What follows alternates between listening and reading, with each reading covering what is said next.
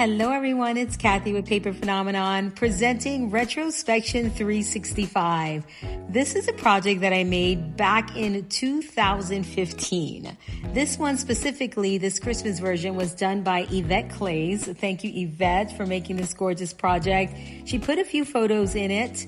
I'm bringing it back to you all because this is moving parts, guys. We've been working on moving parts for over a year now in the 8.5 by 11 version. This is the 12 by 12 version in an album form. We bound all of the 12 by 12 layouts that are interactive, that have all sorts of moving parts.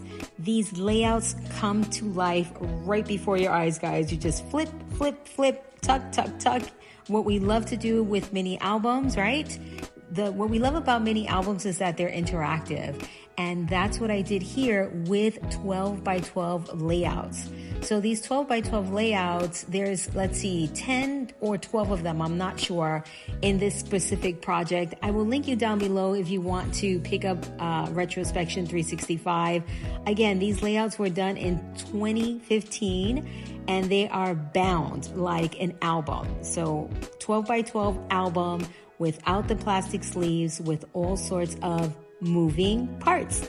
All right, so check out the rest of these photos. They are fantastic. I will be uploading videos all week of more inspiration of Retrospection 365.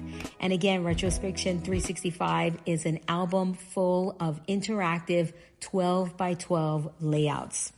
I hope you enjoy it. It's such a fun project. And a special thank you to Ivette Claeys for this beautiful, beautiful project. Let her know what you guys think about her beautiful album. Until next time.